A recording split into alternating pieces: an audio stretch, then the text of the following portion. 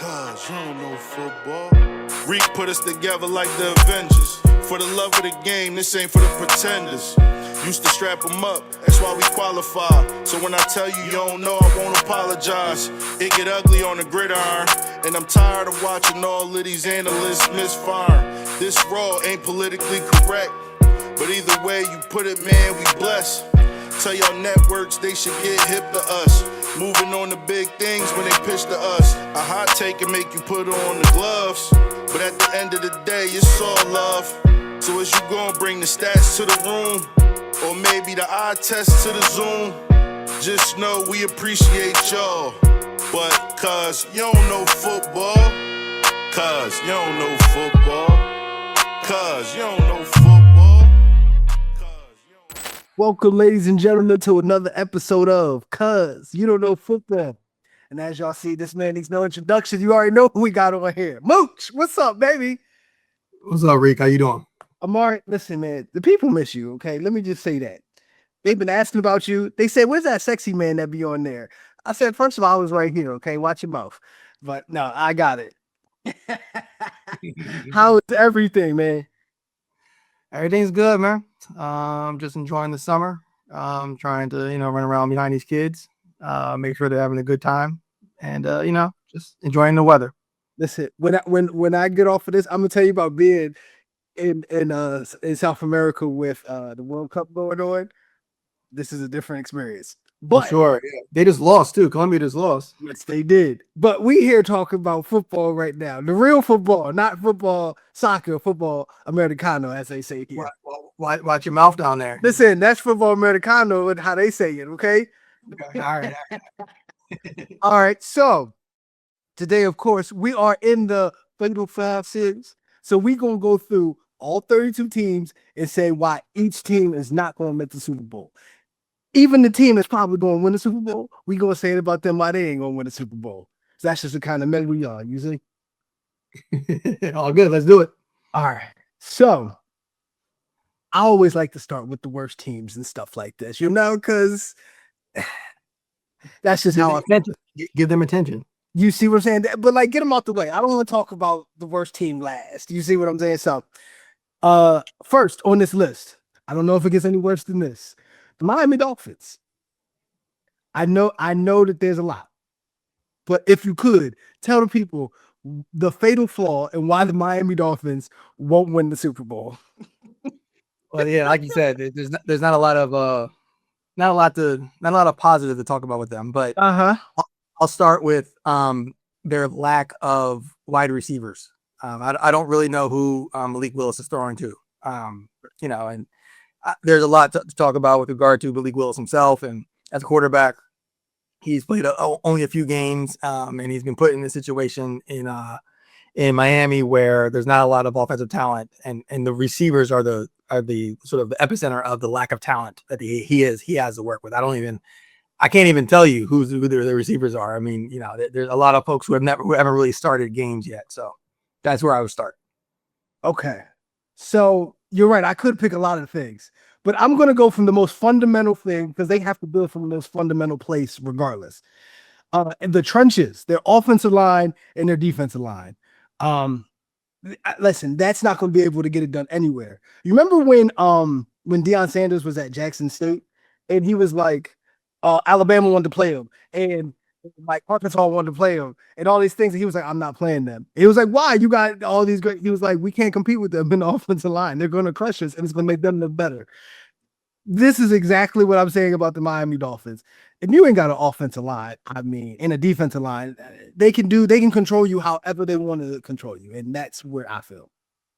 I agree with you on the defensive line, but the offensive line, I think they have some young players who could develop into something. It might not show a lot this year given just the lack of overall talent on the team, and their record might not be good. Probably won't be good, but I think there's a guy, his last name is Paul. I think he's going to actually develop into a pretty decent tackle. So we'll see about that. When I was looking this up, when I was researching every team's weakness and stuff like that, interior offensive line is literally what they put. Interior might be a problem. Yeah. I was talking more about the tackles, but yeah, okay. That inside, as I was doing research, a lot of these teams that we're looking at, interior offensive line is going to be a problem. So we'll get to it. Okay. Cool. Yeah, I'm glad we can get off of them real quick. Uh, let's see who we got next. Let's go. Arizona Cardinals. Fatal flaw. Arizona Cardinals. Well, first of all, like I don't know who's playing quarterback for them. I know they got Jacoby Brissett, but he's holding out right now, and so it's like I guess he'll sign. Like I get his point that like y'all not going to have me just out here being a meat shield for your quarterback that you're going to draft next season, just not being able to do anything. But if Jacoby Brissett is your starting quarterback, that's where I would start. Like he's barely a starting quarterback in the NFL. He's best positioned as a backup. Yeah, that's where I would start as far as their fatal flaw. Like, who's the quarterback? If it's Jacoby Brissett, why is he your quarterback? Do you expect anything out of him? Because I don't. I got you. I don't dislike Jacoby Brissett. He just has a really low ceiling. Yeah, but exactly. But like, I'm saying like he used to be a quarterback of the Colts. I don't mind Jacoby Brissett as a quarterback. I'm not saying he's great at all. I'm just saying there's worse that you could do than Jacoby Brissett. Worst starting quarterbacks in the NFL though? Like, is he the worst starting quarterback in the NFL? Like number 32? I looked that up while we keep doing this. But he's down there. He's down there. I'll give you that. He's down there. Sure. I would add just an overall lack of winning culture as Arizona's problem. Like even beyond quarterback and leadership at the quarterback position, leadership coming from management and ownership. Like this is just not a franchise that has built anything close to a winning culture over the years. So that would be something else I would look at. Yeah. So looking at the Arizona Cardinals, I was basically going to go pretty much the same way. I'm not sure if you want to say culture, if you want to say GM, but one of those two things, because the players are there because the GM got them there. The coaches are there because the GM got them there. But yeah, some franchises just have a culture that they just have a ceiling that they got to get past culturally. The Arizona Cardinals are not the only one in that situation, but I just feel as though they're starting over, where they kind of realize that they are starting over, but I don't think that they're 100% seeing what everybody else is seeing. Yeah, I mean, like they're starting over. They're starting over like from what? Like there wasn't any. Like it's not like they were successful before this point, right? Exactly. Like, they're resetting now. I get it. But there's not a standard there that has actually been set as far as winning games, as far as how you prepare yourself as a player. There's just none of that there. It's just like it's a whatever organization. Right. That's exactly my thing. Like what you just said, they in their head, they were like, oh, we all right. And it's very easy to see. No, you're not. Like you are right here with the water right in your nose. Okay. It's not even above. It's in your nose, and you're like, oh no, we all right. And that's what I'm saying. I don't think they see what is very easily seen. Yeah, I agree. Also, another team I'm very happy that we get to move away from very quickly. Let's go. I mean, we can make that pretty easy. Let's go. The New York Jets. Fatal flaw. What is the fatal flaw of the New York Jets? Why won't they win the Super Bowl? I mean, it's a similar situation with Arizona as far as organization and winning culture or lack thereof. I don't. Are they the team that has been to the playoffs has the longest playoff drought? They might be the team with the longest playoff drought in the NFL at this point. Regardless of that, like the ownership, Woody Johnson and all of them, like it's well documented how bad of an ownership team they are. I don't think that team will succeed with those owners in place. So until they sell a team, they're pretty much cursed. Beyond that, I would say, they don't really have. I would put it on the head coach, and I liked what's his name? I forgot the head coach's name now. But I liked him when he was the defense coordinator for Detroit.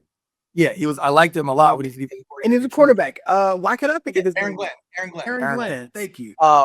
I like him. I like what he brings as far as sort of an attitude and sort of trying to instill that in the team. But he seems overwhelmed. He seemed overwhelmed last season, and like if he was overwhelmed last season, I don't see how. Like I think they'll be a little bit better because they got some new like some free agents, especially on defense. They'll be a little bit better as far as record wise, but he seemed overwhelmed, and it's a lot to overcome again when you talk about ownership and how they make decisions and things like that. So I really don't have an answer for the New York Jets. Instead, I have a pep talk and help them out in the future. Okay. When you traded away Quentin Williams, you made a decision that we're not where we need to be. I think you need to keep on with that thought process and stop trying to build and use some of these assets that you have to get more draft picks and fill out the roster. With that said, in the very near future, they could be better equipped to possibly contend for a Super Bowl. I don't think it's going to be with this head coach. I don't think it's going to be with this situation. So I'm more or less looking out for the New York Jets the best way that I can. Okay, it's not happening this year though. But we can kind of put a pin in that already. Yeah, there might not be anybody on this team that is still on the team when they are even a contender for the playoffs, let alone Super Bowl. That's why you trade them early. That's why that's what I'm saying. Sometimes I'll be saying, me and you, we could actually be GMs. If we did it together, we could be GMs. You don't agree with me there. And I'm like, let's do it early. Easy. Boom. Let's move on. We can build this thing. It's true. It's true. Well, we can save the New York Jets. Okay. Let's stop playing.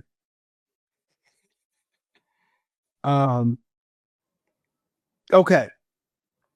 Let's go. Because NFC West is actually really, really, really good. But let's go a little bit. How many teams did I just do?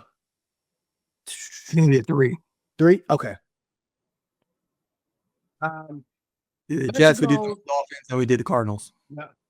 Let's go the San Francisco 49ers. What is the fatal flaw of the San Francisco 49ers? Offensive line. That's first and foremost. Trent Williams is beyond getting old at this point. He's at old age at this point. But he's kind of good though. He still might have 5 years in him. I don't know. Man, I think he's at the tail end of being able to be an above average offensive line, left tackle. But the rest of the offensive line is just like they've actually never been all that great. They've relied on Kyle Shanahan and his offensive play calling to sort of scheme them to look better than they actually are. But I think offensive line is first and foremost their fatal flaw. For the 49ers, I would actually say that last year was the most impressive coaching team job that I think I've ever seen. And I said this to you, I've never seen a team lose that many players and still contend like they did since the New England Patriots, and they were cheating. Okay, they were cheating. Okay. So for what they have, I'm very interested to see what do you do now? Like, you know what I'm saying? Because players are back. Some players that have been traded, of course. But there's definitely system-wise, cultural-wise, they got the fits that they wanted. I'm actually going to put a challenge out to Kyle Shanahan. And I'm going to say, bro, you've been there twice and you had the lead and you lost it. The fatal flaw, I'm going straight to the strength and saying, you got to be the strength to take them over the top. Because do not show me that you can have nothing and overachieve and then get the things that you want. And then now all of a sudden you're not overachieving like you were before. I need to see that. And in the past, he had what he needed and he underachieved. 28-3. And then the Super Bowl, what was that, against the Chiefs? Super Bowl against the Chiefs. You know what I mean? Like, we got to see Kyle Shanahan get it done when he's supposed to get it done. He's the greatest offensive mind to never win the Super Bowl. I mean, at this point, he got to get it done. You know what I mean? And I'm okay. And let me just say that I'm really okay with putting pressure like that on coaches and players because we watched. You know what I'm saying? Me and you had a conversation in the playoffs about fair and who gets who's getting the criticism and who's not. You know what I mean? And you had said don't be not fair. Remember, don't be not fair against Josh Allen right now. If you know what I mean, if you're holding, I know you held Peyton Manning. Hold everybody to the same standard. Hold everybody to the same standard. You can't be the smartest mind to not win the Super Bowl, Kyle. That's what I'm saying. You can't.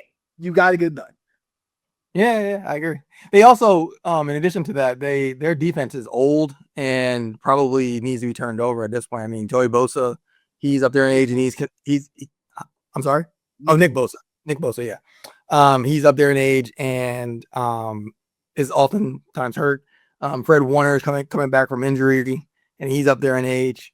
I don't like they drafted somebody in the first round last year as the other defensive end, but he's a small defensive end, so like he's like a pure like Michael Williams, I think his name is.